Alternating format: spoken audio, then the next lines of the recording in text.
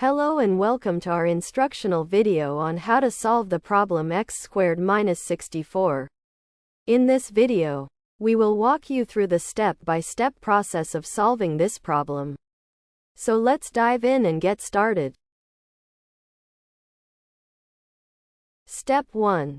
To solve the expression x squared minus 64, we recognize that it follows the form of a difference of squares.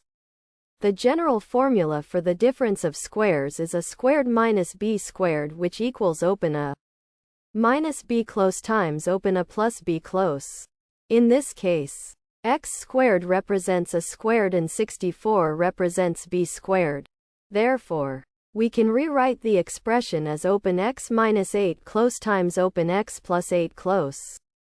This step relies on the algebraic property that allows us to factor differences of squares into the product of two binomials. Step 2. Having rewritten the expression as x minus 8 close times x plus 8 close, we now recognize that this form represents the factored version of x squared minus 64. The problem is altered from its original quadratic form to a product of linear factors. This specific alteration is significant because it simplifies the original expression and highlights its roots or solutions.